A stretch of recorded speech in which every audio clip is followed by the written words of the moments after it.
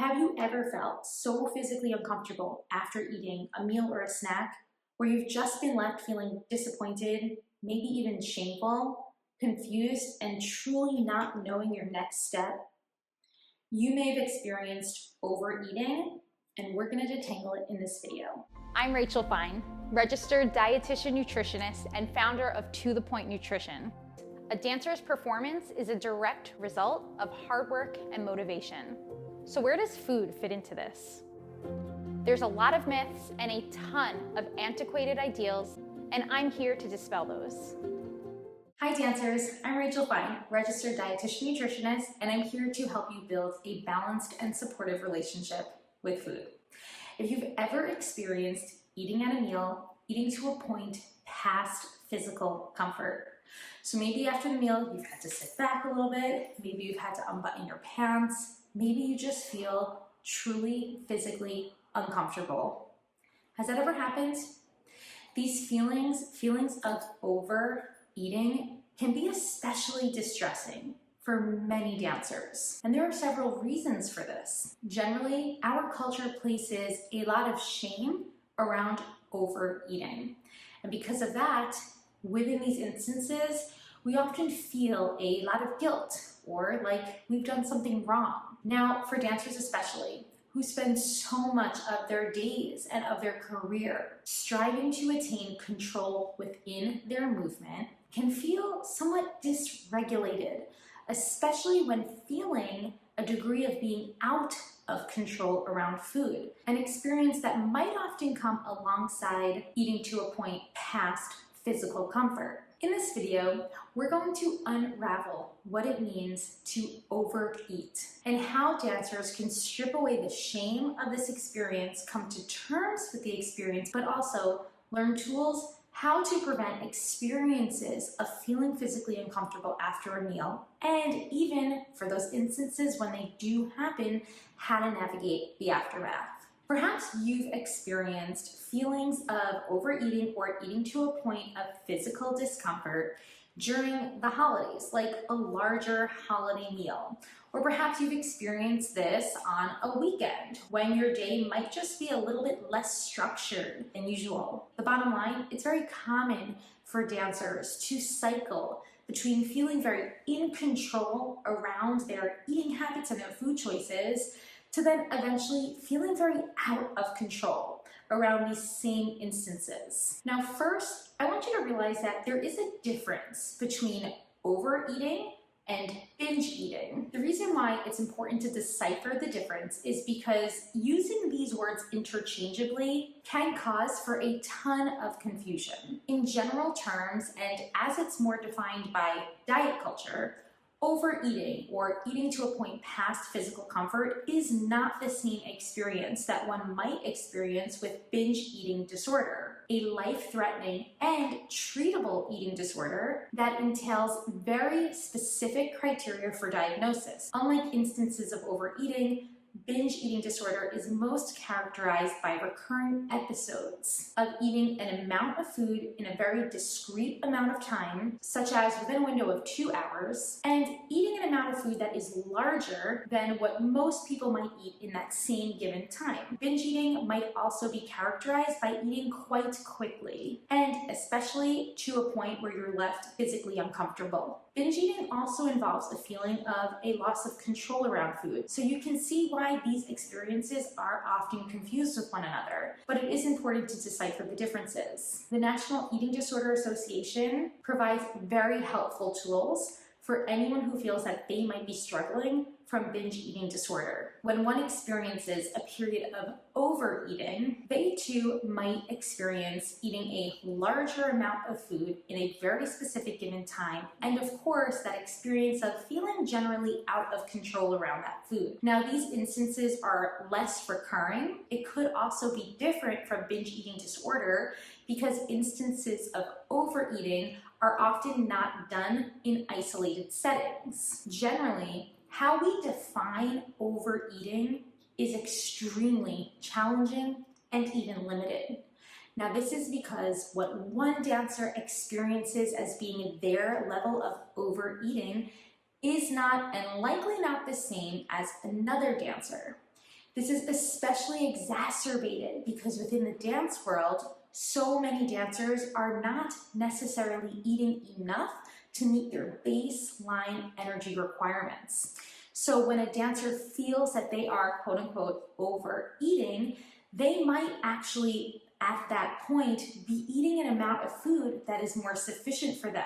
It's just that for what might be an extended period of time, they've been hitting a baseline of energy or food intake that is too low to truly meet their body's needs. This brings me into why some dancers might experience instances of overeating. If you want to navigate through instances where you might feel like you are overeating, then it might help to identify some common causes. Eating to a point past physical comfort can happen for many reasons. We're going to focus on reasons that are most common and what I most often see amongst the dancers I work with within the Healthy Dancer program. Instances of overeating are most often followed once we identify a period of deprivation or food restriction. There can be several different types and reasons for restrictive eating. It's not only because a dancer might be partaking in dieting behaviors. Restrictive eating can happen in several different forms. The most obvious is a biological restriction. This is where a dancer is eating too few calories to meet their body's metabolic and physical needs. This can happen when the dancer is coming from a background of low-calorie dieting, or perhaps they're coming from a background of extremely busy schedules. When paired with high-intensity training, an overall energy imbalance occurs. In this instance,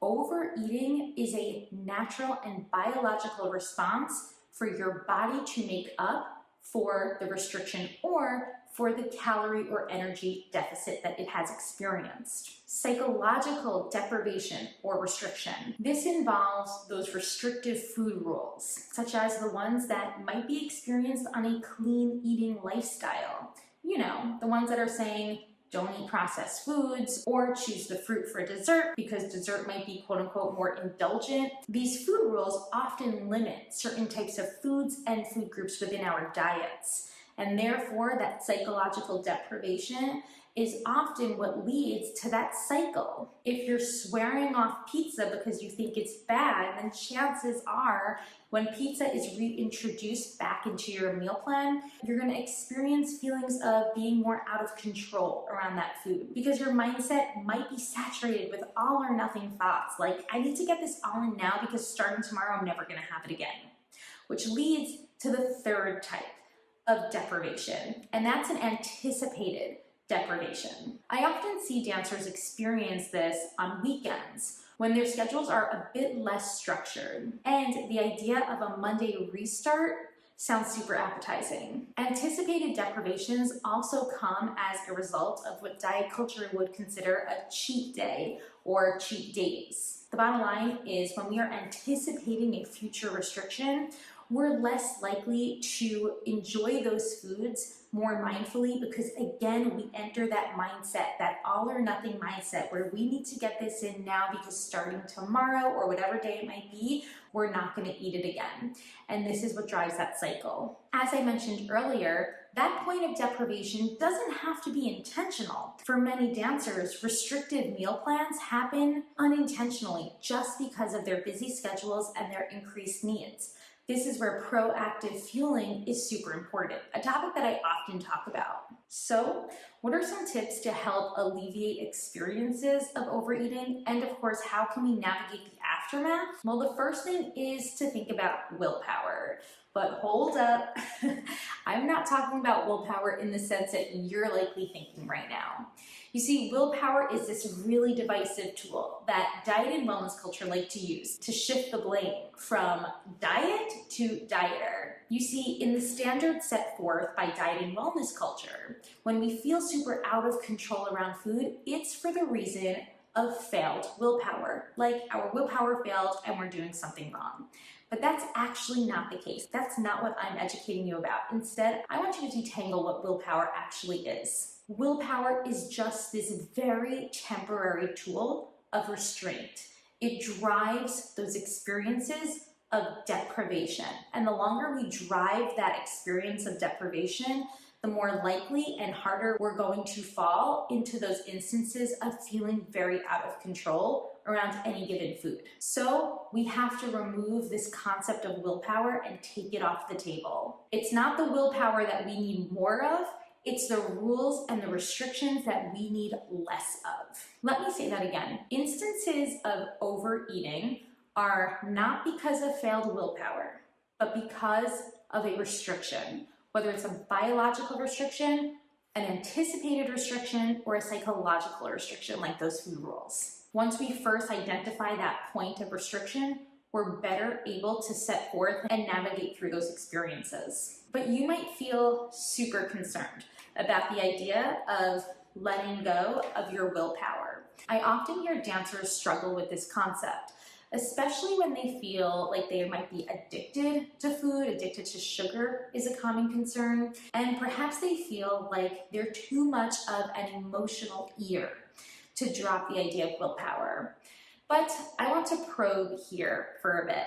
First things first, there is no evidence to date that supports food as an addiction. Yeah, I know, even sugar. Sugar is not addicting. And studies that often try to draw associations often miss one major flaw of their study design, which is the restriction prior to introducing sugar back into the diet of what often is an animal study, like on mice. So in other words, what we see in the research is that when mice are fed calorically equivalent diets, the mice that have been deprived of sugar for longer will display patterns of feeling more addicted to sugar than the mice who have not been deprived of sugar.